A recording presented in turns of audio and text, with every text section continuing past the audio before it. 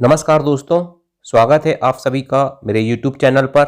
मैं हूं आपका दोस्त राजेंद्र सनोडिया। देखिए दोस्तों, आज के इस वीडियो में हम पढ़ने वाले हैं जनरल साइंस मतलब सामान्य विज्ञान। दोस्तों, उसका बहुत ही इंपॉर्टेंट टॉपिक है विद्युत। ठीक है। और दोस्तों, ये जो टॉपिक विद्युत है ये NCERT कक्षा 10 की यूनिट 12 है। ठीक है, कौन सी यूनिट है? यूनिट 12। दोस्तों, इस टॉपिक से MP फॉरेस्ट गार्ड, पटवारी, जेल प्रहरी, आबकारी आरक्षक, पुलिस कांस्टेबल और मध्य प्रदेश के अंदर जितने भी एग्जाम होंगे दोस्तों, जिनमें जनरल साइंस सामान्य विज्ञान पूछा जाएगा, सभी परीक्षाओं के दृष्टिकोण से बहुत ही इंपॉर्टेंट क्लास है। ठीक है, यह बहुत ही इंपॉर्टेंट टॉपिक इसे हम कह सकते हैं। दोस्तों, मैंने पिछली क्लास में विद्युत धारा के बारे में पढ़ाया था। ठीक है, उसके आगे आज हम दोस्तों विद्युत विभव क्या होता है, विभवांतर क्या होता है, ओम का नियम क्या होता है, श्रेणी क्रम क्या होते हैं, संयोजन क्या होता है। ठीक है, इसके अलावा दोस्तों हमको क्या पढ़ना है कि जो आपका प्रतिरोध क्या होता है, प्रतिरोधकता क्या होती है, मतलब रेजिस्टेंस और रेजिस्टिविटी। ये सारे टॉपिक से दोस्तों क्वेश्चन छपते हैं। क्या होते हैं? क्वेश्चन छपते हैं। और मैं दोस्तों वीडियो के लास्ट में आपको ये भी बताऊंगा कि इस टॉपिक से कौन कौन से प्रश्न फॉरेस्ट गार्ड एग्जाम 2017 में पूछे गए थे। ठीक है, तो पूरे ध्यान से दोस्तों इस टॉपिक को समझना। मैं दोस्तों आपको MCQ सॉल्व कराऊंगा। ठीक है, ऑब्जेक्टिव क्वेश्चन सॉल्व कराऊंगा। ठीक, उसके बाद दोस्तों उसका आंसर हम जानेंगे और उससे संबंधित दोस्तों जितनी भी जानकारी होगी उसको वहां पर डिस्कस करेंगे। ठीक है, चलिए कुछ न्यूमेरिकल भी दोस्तों मैं आपको आज यहां पर कराने वाला हूं। क्वेश्चन नंबर 1 है, विभव का SI मात्रक क्या होता है? क्या विभव का SI मात्रक क्या होता है? दोस्तों, इस टाइप के प्रश्न भी पूछे जाते हैं। ठीक, मैंने बताया था कि मात्रक से संबंधित जितने भी क्वेश्चन हैं सभी आपको बनना चाहिए। ठीक, तो विभव का SI मात्रक क्या होता है दोस्तों? याद रखना, विभव का SI मात्रक होता है वोल्ट। क्या होता है? वोल्ट। ठीक है, विभव का SI मात्रक क्या होता है? वोल्ट होता है। लेकिन दोस्तों सबसे पहले हमें ये पता होना चाहिए कि विभव क्या होता है।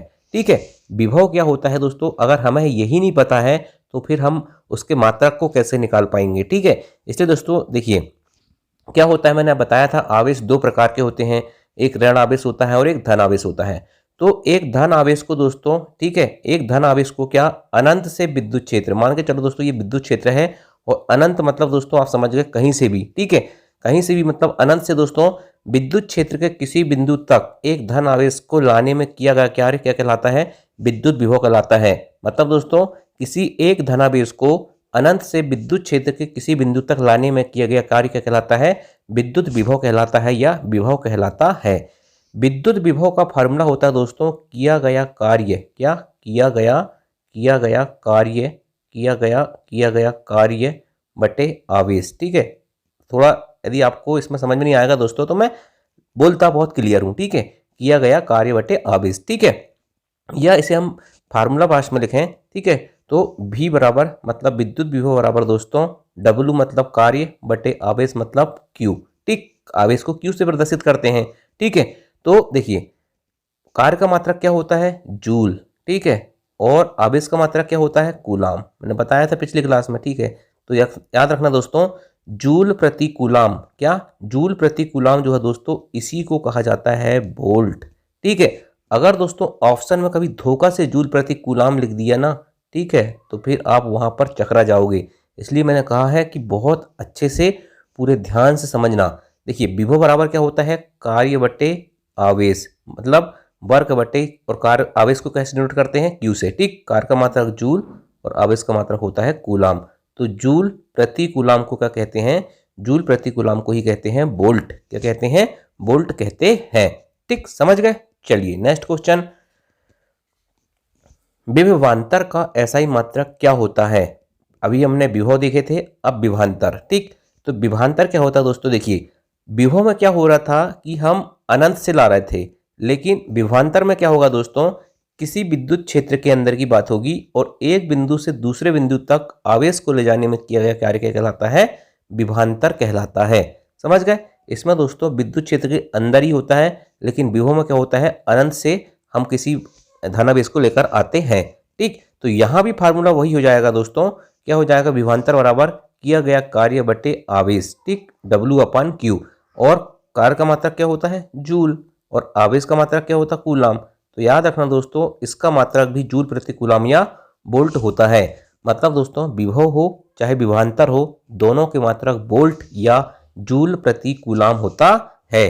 ठीक, चलिए अब न्यूमेरिकल आते हैं दोस्तों। ठीक, आप क्या करते हो, न्यूमेरिकल देखते हो और आपके जहन में एक ही चीज़ आती है कि न्यूमेरिकल आ गया, यार अपन ने तो न्यूमेरिकल कभी ज़िंदगी में किए ही नहीं, अब हमसे कैसे बनेगा। ठीक है, और इसी टाइप के क्वेश्चन दोस्तों, इन्हीं से आपका सिलेक्शन होता है। ठीक, मैंने बताया ना कि जो इजी क्वेश्चन होते हैं वो सबसे बन जाते हैं, लेकिन इस टाइप के जो क्वेश्चन है दोस्तों वो बहुत कम लोगों से बनते हैं। क्यों? उसका कारण ये है ना कि कोई पढ़ता ही नहीं, उनको पता है कि न्यूमेरिकल नहीं आते, ये सोचते हैं, या फिर बहुत टफ आते हैं। ठीक, लेकिन दोस्तों एक लाइन के न्यूमेरिकल होते हैं जो एमपी फॉरेस्ट गार्ड एग्जाम में आते हैं। ठीक, देखिए मैं अभी बताता हूँ। 20 वोल्ट विभवांतर, ठीक, V बराबर कितना दिया हुआ है 20, ठीक है, के दो बिंदुओं के बीच 5 कूलम आवेश को ले जाने में कितना कार्य किया जाता है। तो देखिए दोस्तों, मैंने अभी बताया था विभवांतर, विभवांतर बराबर क्या होता है, कार्य बटे आवेश होता है, W/Q होता है। ठीक, विभवांतर कितना दिया हुआ है 20 वोल्ट, तो 20 लिख दो भाई। ठीक है, 20 बराबर कार्य कितना दिया हुआ है, दो बिंदुओं के बीच 5 कूलम आवेश, कार्य हमें क्या करना, ज्ञात करना है, तो कार्य के बटे कार्य लिख दो। ठीक, कार्य की जगह कार्य लिख दो, और आवेश कितना है 5 कूलम है, तो 5 कूलम लिख दो भाई। ठीक, तो कार्य कितना हो जाएगा, ये इधर गुणा हो जाएगा, तो 20 गुणित 5 कितना हो जाएगा 100। ठीक, 100, लेकिन कार्य का मात्रक क्या होता है जूल। ठीक, 100 जूल याद रखना है ना, तो 100 जूल हो जाएगा। ठीक, समझ में आया? एक बार और समझा देता हूँ। विभवांतर बराबर होता है कार्य बटे आवेश। ठीक, विभवांतर दिया हुआ है 20 वोल्ट, कार्य दिया हुआ है हमको ज्ञात करना है, आवेश दिया हुआ है 5 कूलम, इनका गुणा करेंगे तो 100, हमसे पूछा है कार्य, और कार्य का मात्रा को होता है जूल, इसलिए आंसर हो जाएगा 100 जूल। ठीक, चलिए नेक्स्ट देखते हैं भाई। एक चालक में होकर 0.5 कूलम आवेश प्रवाहित होने में 3 जूल ऊर्जा कम होती है। चालक के सिरों के मध्य विभवांतर ज्ञात कीजिए। तो विभवांतर का फार्मूला क्या होता है, कार्य बटे आवेश। क्या होता है, कार्य बटे आवेश। कार्य कितना दिया हुआ है, ठीक, कार्य कितना दिया हुआ है दोस्तों 3 जूल ऊर्जा। 3 जूल क्या है, ये कार्य है 3। आवेश कितना दिया हुआ है 0.5, ये लिख दिए, दशमलव हटाएंगे तो ऊपर 0 लग जाएगा, 5 छक्का 30, मतलब दोस्तों क्या हो जाएगा 6 वोल्ट आंसर हो जाएगा। विभवांतर कितना हो जाएगा 6 वोल्ट। ठीक, विभवांतर का मात्रक वोल्ट होता है। 6 वोल्ट बैटरी से गुजरने वाले हर एक कूलम आवेश को कितनी ऊर्जा दी जाती है। ठीक, इसी प्रकार के क्वेश्चन छोटे छोटे लाइन के आते हैं। ठीक, देखिए विभवांतर कितना दिया हुआ है यहाँ पर 6 वोल्ट दिया हुआ है। ठीक है, इसके अलावा दोस्तों आवेश कितना दिया हुआ है 1 कूलम। ठीक, और निकालना क्या हमको ऊर्जा। ठीक है, कूलम को कितनी ऊर्जा दी जाती है। ठीक है, मतलब दोस्तों कुल मिला के क्या निकालना है हमको, यहाँ पर W निकालना है। क्या निकालना है, कार्य निकालना है। ठीक है, तो देखिए भाई मैंने बता दिया आपको V बराबर क्या होता है W/Q होता है। ठीक है, W कितना दिया हुआ है आपका, कार्य कितना दिया हुआ है हमको ज्ञात करना है। ठीक है, तो हमें W ज्ञात करना है, तो V कितना है 6 वोल्ट, 6 कर दिए, आवेश कितना है 1 कर दिए, तो आंसर कितना हो जाएगा 6 जूल हो जाएगा। कार्य या ऊर्जा एक ही होता है। ठीक है, तो 6 जूल हो जाएगा। ठीक, चलिए नेक्स्ट क्वेश्चन देखते हैं। ओम के नियम का प्रतिपादन किस वैज्ञानिक द्वारा किया गया था। बहुत ही इंपॉर्टेंट क्वेश्चन है दोस्तों। ठीक है, इस प्रकार के प्रश्न आते हैं और आपसे बनना चाहिए। ठीक है, ओम के नियम का प्रतिपादन किसने किया था, तो याद रखना जॉर्ज साइमन ओम ने दोस्तों ओम के नियम का प्रतिपादन किया था। ठीक है, और ये कहाँ के रहने वाले थे, तो जर्मनी के रहने वाले थे। ठीक है, कहाँ के रहने वाले थे, जर्मनी के रहने वाले थे।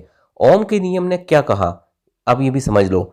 ओम के नियम के अनुसार दोस्तों किसी भी चालक तार में धारा प्रवाहित करने पर उसके दोनों सिरों, जो चालक तार के धारा प्रवाहित करेंगे दोस्तों, इसमें मान के चलो धारा प्रवाहित हो रही है I। ठीक है, धारा प्रवाहित करने पर दोस्तों उसके दोनों सिरों के बीच क्या होता है, विभवांतर उत्पन्न होता है, वोल्टेज उत्पन्न होता है, V उत्पन्न होता है, और V is directly proportional to I। मतलब दोस्तों क्या होता है, विभवांतर जो होता है वो धारा के समानुपाती या अनुक्रमानुपाती होता है। तो V बराबर कितना हो जाता है IR हो जाता है। जब हम अनुक्रमानुपाती या समानुपाती का चिन्ह हटा दें दोस्तों तो एक कांस्टेंट लगता है, तो कांस्टेंट R है, जिसे क्या कहते हैं, स्थिरांक है या कांस्टेंट है, इसे क्या कहते हैं, इसी को कहते हैं हम प्रतिरोध या रेजिस्टेंस कहते हैं। क्या कहते हैं, प्रतिरोध कहते हैं। ठीक, ये चीज आपको याद होना चाहिए। ओम के नियम से हम किन किन राशियों का मान ज्ञात होता है, तो मैंने बताया ना V बराबर क्या होता है IR। ठीक, तो V मतलब क्या हो गया, विभवांतर, I मतलब क्या हो गया, धारा, R मतलब क्या होगा, रेजिस्टेंस या प्रतिरोध। मतलब दोस्तों ओम के नियम से हमें विभवांतर, धारा और प्रतिरोध तीनों राशियों का मान ज्ञात होता है। ठीक, चलिए नेक्स्ट देखते हैं। ओम के नियम के सत्यापन में विभवांतर तथा धारा के बीच कैसा ग्राफ प्राप्त होता है। देखिए दोस्तों, सिंपल सी बात है ना। ये मान के चलिए हम ने ग्राफ बनाए एक्स अक्ष और वाई अक्ष पे, ठीक है। यहाँ हम धारा प्रवाहित कर रहे हैं, मान के चलो 0.1, ठीक, 0.2, ठीक, इधर वोल्टेज बढ़ रहा है, मान के चलो 2, ठीक, फिर 4, तो यहाँ 0 पॉइंट में 2 होगा, 0.2 पे 4 होगा वोल्टेज, ठीक है। इसी प्रकार से दोस्तों जब ग्राफ खींचते हैं तो इसका एक सीधा ग्राफ प्राप्त होता है। कैसा प्राप्त होता है? सीधा ग्राफ प्राप्त होता है, ठीक है। याद रखना, सीधा ग्राफ प्राप्त होता है, सीधी रेखा प्राप्त होती है। ओम के नियम के सत्यापन में विभवांतर और धारा के बीच में सीधी रेखा प्राप्त होती है। वोल्ट प्रति एम्पियर प्रदर्शित करता है, किसको प्रदर्शित करता है? वोल्ट प्रति एम्पियर प्रदर्शित करता है ओम को। देखिए दोस्तों, मैंने बताया था V बराबर आई आर, ठीक है। तो R बराबर क्या हो जाएगा? V अपान आई हो जाएगा। ये R मतलब क्या होता है दोस्तों? रेजिस्टेंस या प्रतिरोध, और प्रतिरोध का मात्रक होता है ओम। प्रतिरोध का मात्रक क्या होता है? ओम। अब देखिए R बराबर V बटे आई है, विभवांतर का मात्रक क्या होता है? वोल्ट, ठीक है, और I का मात्रक क्या होता है? धारा का, एम्पियर, ठीक है। तो वोल्ट प्रति एम्पियर को ही क्या कहा जाता है? ओम कहा जाता है। याद रखना, वोल्ट प्रति एम्पियर को ही क्या कहा जाता है? ओम कहा जाता है, या इसे ऐसा भी डिनोट करते हैं, ये साइन होता है इसका, ठीक है। तो याद रखना, वोल्ट प्रति एम्पियर प्रदर्शित करता है ओम को, और ओम किसका मात्रक है? रेजिस्टेंस या प्रतिरोध का मात्रक है। ओम का नियम क्या है? V is directly proportional to I, V बराबर आई आर, ठीक, V बराबर आई आर, ये ओम का नियम है। Option number A. Question number 11 है, यहाँ न्यूमेरिकल आ गया दोस्तों कि एक यदि V बराबर 12 वोल्ट, I बराबर 4 एम्पियर हो तो प्रतिरोध क्या होगा। इस टाइप के क्वेश्चन पूछे जाते हैं। V बराबर कितना दिया हुआ है? 12 वोल्ट, I बराबर 4 एम्पियर, तो प्रतिरोध कितना होगा? V बराबर क्या होता है? आई आर होता है। हमको क्या याद करना है? R, तो R बराबर क्या हो जाएगा? V अपान आई हो जाएगा, ठीक है। V कितना है दोस्तों? 12 बटे I कितना है? 4, यहाँ पर 4 लग दो, तो 4 एकम 4, 4 3 12, 3 ओम आंसर हो जाएगा, ठीक। बहुत आसान क्वेश्चन आते हैं, ठीक है। चलिए अब फिर दिया हुआ दोस्तों, नेक्स्ट क्वेश्चन दिया हुआ है कि यदि V बराबर 12, I बराबर 4, तो ये हो गया ना। किसी विद्युत बल्ब से 10 वोल्ट पर 2 एम्पियर की धारा प्रवाहित होती है तो फिलामेंट का प्रतिरोध ज्ञात कीजिए। R बराबर क्या होता है? V बटे आई, ठीक है। R बराबर V बटे आई, वोल्ट मतलब 10, I मतलब 2, ठीक, काट दिए, कितना बच जाएगा? ये 5 बच जाएगा। कितना हो जाएगा? 5, ठीक है। किसी विद्युत बल्ब से 10 वोल्ट पर 2 एम्पियर की धारा प्रवाहित होती है तो फिलामेंट का प्रतिरोध ज्ञात कीजिए। तो सिंपल है, R बराबर 10 वोल्ट, I बराबर 2 एम्पियर, तो यहाँ हो जाएगा ये कितना? 10 ओम इसका आंसर आएगा। अब ऑप्शन में 10 दिखाई नहीं रहा भाई, ठीक है। तो यहाँ मिस प्रिंट हुआ दोस्तों, यहाँ 110 वोल्ट था, ठीक है, इसलिए 110 बटे 2 होगा, तो ये 55 आंसर आएगा, ठीक। चलिए नेक्स्ट देखते हैं। प्रतिरोध का मात्रक क्या होता है? प्रतिरोध का मात्रक मैंने अभी बता दिया, ओम होता है या वोल्ट प्रति एम्पियर भी होता है। ये सब पॉइंट याद रखना भाई, वोल्ट प्रति एम्पियर भी होता है प्रतिरोध का मात्रक। प्रतिरोध निर्भर करता है, प्रतिरोध दोस्तों 3 कारकों पर निर्भर करता है। लंबाई पर, अनुप्रस्थ काट के क्षेत्रफल पर मतलब L पर, अनुप्रस्थ काट का क्षेत्रफल मतलब एरिया A पर, और पदार्थ की प्रकृति पर, तो तीनों पर, ठीक, तीनों पर दोस्तों प्रतिरोध निर्भर करता है, ठीक है। चलिए अब देखिए दोस्तों, लंबाई और जो होता है क्या बोलते हैं, अनुप्रस्थ काट का क्षेत्रफल, तो देखिए प्रतिरोध लंबाई के अनुक्रमानुपाती या समानुपाती होता है, मतलब R is directly proportional to L, और जो अनुप्रस्थ काट का क्षेत्रफल होता है ना, उसके व्युत्क्रमानुपाती होता है, मतलब inversely proportional. R is inversely proportional to 1/A, ठीक, व्युत्क्रमानुपाती होता है, ठीक। ये चीज़ें याद रखना, R is directly proportional to L और R is inversely proportional to 1/A, ठीक है। चलिए प्रतिरोधकता का मात्रक क्या होता है? अभी हम प्रतिरोध देख रहे थे, मतलब रेजिस्टेंस देख रहे थे, अब प्रतिरोधकता आ गई, मतलब रेजिस्टिविटी आ गई। तो ये प्रतिरोधकता कैसी होती? देखिए अपन ने अभी देखे थे R is directly proportional to L और R is inversely proportional to 1/A। जब इन दोनों को दोस्तों हम क्या करेंगे, एक साथ लेंगे, तो क्या हो जाएगा? R बराबर हो जाता है R इजकल टू L/A, ठीक है, ये हो जाता है ना। जब यहाँ से हम इसको हटाएंगे अनुक्रमानुपाती के, तो R बराबर हो जाता है म्यू LA, ठीक है। तो ये जो साइन है दोस्तों, इसको कहते हैं रेजिस्टिविटी। क्या कहते हैं? यहाँ जो स्थिरांक कांस्टेंट आता है, इसी को कहते हैं रेजिस्टिविटी या प्रतिरोधकता कहते हैं, ठीक। और इसका मात्रक बड़ा इंपॉर्टेंट है दोस्तों, याद रखना। देखिए इसका मात्रक अब यहाँ से हम कैसे निकालेंगे? देखिए मात्रक कैसे निकालेंगे भाई, ये हो गया आपका क्या, रेजिस्टिविटी बराबर क्या हो जाएगा, आर ए अपान एल हो जाएगा। ठीक है, तो देखिए आर मतलब क्या हो गया, रेजिस्टेंस, रेजिस्टेंस का मात्रा क्या होता है, ओम।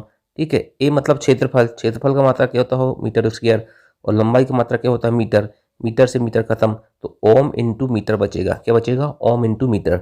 मतलब दोस्तों ऑप्शन नंबर बी, प्रतिरोधकता का मात्रा क्या होता है, ओम मीटर होता है। ओम गुणित मीटर होता है, याद रखना, ओम बटे मीटर नहीं होता। ठीक है, प्रतिरोधों का संयोजन किस प्रकार से होता है, श्रेणी क्रम में, समांतर क्रम में, दोनों में, या इनमें से कोई नहीं। तो याद रखना दोस्तों, प्रतिरोधों का मतलब रेजिस्टेंस का जो संयोजन होता है वो श्रेणी क्रम में भी होता है और समांतर क्रम में भी होता है, इसलिए आंसर हो जाएगा ऑप्शन नंबर सी, दोनों में होता है। ठीक है, चलिए, प्रतिरोधों के श्रेणी क्रम में जुड़े होने से कौन सी राशि परिवर्तित नहीं होती है। तो देखिए दोस्तों, प्रतिरोधों के जो श्रेणी क्रम में जुड़े होने से ना विद्युत धारा क्या होती है, ये जो होती है दोस्तों, ये परिवर्तित नहीं होती। विभवांतर और प्रतिरोध अलग अलग होते हैं। क्या होते हैं, विभवांतर और प्रतिरोध अलग अलग होते हैं। देखिए दोस्तों, मैं आपको थोड़ा एक डायग्राम से समझाने की कोशिश करता हूँ। ये होता है तार, तो यहाँ रेजिस्टेंस लगे होते हैं। ठीक है, ये होता है R1, ये होता है R2 और ये होता है R3। ठीक है, तो ये जो होता है दोस्तों, इन्हों को क्या कहते हैं, श्रेणी क्रम कहते हैं। क्यों, क्योंकि यहाँ दोस्तों मान के चलो मैंने यहाँ पर बैटरी लगा दी है, ठीक है, और यहाँ एक कुंजी लगा दिया, ठीक, ये हो गया। तो यहाँ से धारा निकलेगी, प्लस होता है बड़ा वाला और माइनस होता है छोटा वाला। यहाँ से धारा निकलती है तो ये इसमें जाती है, इसमें जाती है, इसमें जाती है। ठीक है, तो दोस्तों याद रखना, यहाँ धारा सब में एक समान रहती है, इसलिए धारा परिवर्तित नहीं होती है। ठीक है, लेकिन क्या होता है, वोल्टेज परिवर्तित हो जाता है, विभवांतर और प्रतिरोध। अब यहाँ R1 है, यहाँ R2 है और यहाँ R3 है, मतलब क्या है, प्रतिरोध अलग अलग है, विभवांतर भी अलग अलग हो जाता है। ठीक है, तो याद रखना, विद्युत धारा परिवर्तित नहीं होती है, लेकिन विभवांतर और प्रतिरोध अलग अलग होते हैं। और R निकालना है दोस्तों, तो R का फार्मूला होता है श्रेणी क्रम में R1 plus R2 plus R3, श्रेणी क्रम में, ये आपको याद रखना होगा। ठीक है, अभी न्यूमेरिकल आएंगे, सब समझ में आ जाएगा आपको। निम्न में से श्रेणी क्रम का सूत्र है, तो R बराबर R1 plus R2 plus R3, मैंने बता दिया। ठीक है, निम्न में से श्रेणी क्रम का सूत्र है, अभी हो गया, 1 ओम, 2 ओम, 3 ओम के प्रतिरोधों को 12 वोल्ट की बैटरी से श्रेणी क्रम में जोड़ने पर, मान के चलो दोस्तों, ये मैंने लगा दिया आपके 3 रजिस्टेंस। ठीक है, ये 3 रजिस्टेंस श्रेणी क्रम में लगा दिया, 1, 2 और 3 ओम के हैं। ठीक, यहाँ एक 12 वोल्ट की बैटरी लगा दी, यहाँ कुंजी लगा दिया। ठीक है, ये कुंजी हो गई है ना। तो देखिए दोस्तों, कह रहा है कि धारा का मान क्या होगा, यहाँ से धारा बह रही क्या होगा, तो मैंने बताया था धारा का मान परिवर्तित नहीं होता। तो देखिए, मैंने अपन ने क्या करे थे, अभी अपन ने पढ़े हैं V बराबर आई आर, V बराबर क्या पढ़े हैं, आई आर। अपन को निकालना I, तो I बराबर क्या हो जाएगा, V अपान आर। V कितना है, 12 वोल्ट है। ठीक है, और I कितना होगा, मैंने I बताया था दोस्तों, R कितना हो जाएगा, 1, 2, 3, R1 plus R2 plus R3, तो 1 और 2 3, 3 और 3 6, तो 12/6 कट जाएगा, इतना हो जाएगा 2। V बराबर कितना जाएगा, 2 आ जाएगा। कितना आ जाएगा, धारा का मान 2 एम्पियर आ जाएगा। ठीक, 2 एम्पियर आ जाएगा धारा का मान। ठीक है, इसके बाद नेक्स्ट क्वेश्चन है, 4, 6, 10 ओम के प्रतिरोध को श्रेणी क्रम में जोड़ने पर प्रतिरोध क्या होगा। ठीक, तो देखिए दोस्तों, प्रतिरोध ज्ञात करना है, तो R बराबर R1 plus R2 plus R3, तीनों को जोड़ दो, 4, 6, 10 और 10 और 10 20, कितना हो जाएगा, 20 ओम हो जाएगा।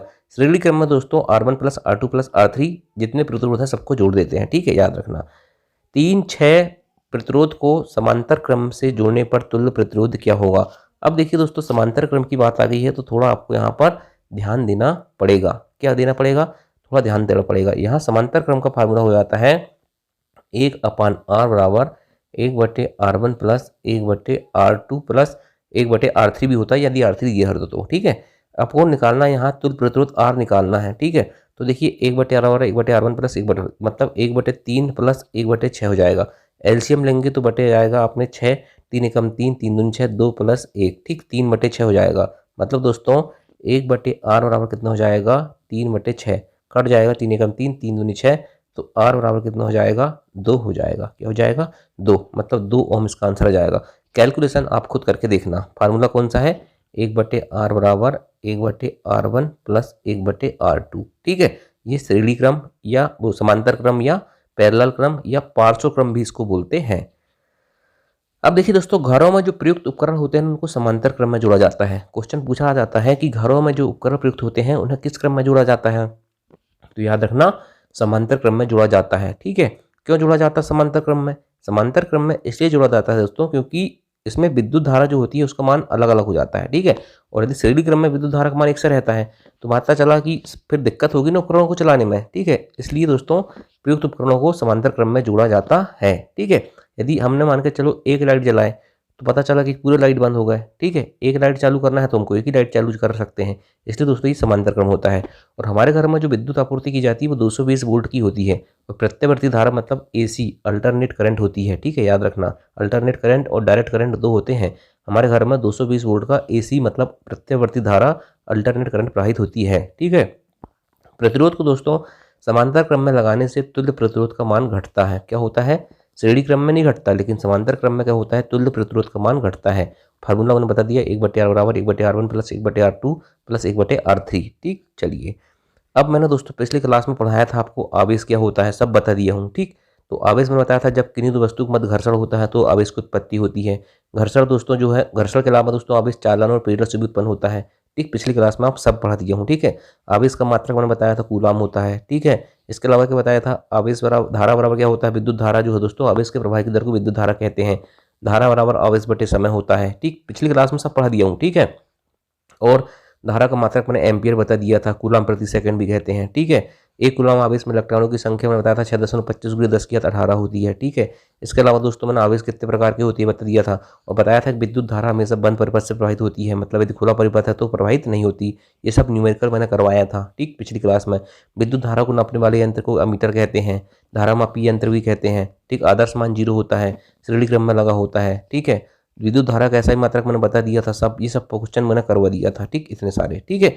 और दोस्तों चलिए, ये सब मैंने बता दिया। विद्युत विभव क्या होता है, विभवांतर क्या होता है, धारामापी, देखिए धारामापी यंत्र अमीटर होता है, इसे श्रेणी क्रम में जुड़ा होता है। विभव मापी यंत्र होता है वोल्टमीटर, ये समांतर क्रम में जुड़ा होता है। अमीटर का आदर्श मान 0 होता है और वोल्टमीटर का आदर्श मान अनंत होता है, ठीक। सारे फैक्ट इंपॉर्टेंट है, याद रखना। ओम का नियम बता दिया मैंने, है ना। क्या बता दिया? ओम का नियम। तो दोस्तों ये है बहुत ही इंपॉर्टेंट क्लास, ठीक। विद्युत विभव, विभवांतर, ओम का नियम, प्रतिरोध, प्रतिरोधकता, ठीक, समांतर श्रेणी और पैरेलल श्रेणी या अपन से श्रेणी क्रम कह सकते हैं, ठीक है, समांतर और श्रेणी। तो ये सब जो दोस्तों टॉपिक है ना, इन्हीं टॉपिक से छोटे छोटे क्वेश्चन आते हैं एग्जाम में, है ना। तो अगली क्लास में दोस्तों मैं एक नए टॉपिक के साथ फिर आऊँगा। अब हम टॉपिक वाइज चलेंगे। आज हमने यूनिट 12 पढ़े हैं, ठीक। अगली क्लास में यूनिट 13 लेके आऊँगा मैं आपके लिए, ठीक है। और यूनिट 13 के जितने भी क्वेश्चन होंगे सभी को एक ही वीडियो में हम पूरा कवर कर लेंगे, ठीक। चलिए, क्लास पसंद आई होगी दोस्तों तो चैनल को लाइक कर लेना भाई, है ना। और चैनल में नए होगे तो चैनल को सब्सक्राइब कर लेना। और यदि इसकी PDF चाहिए तो सनोडिया 91, कौन सा चैनल?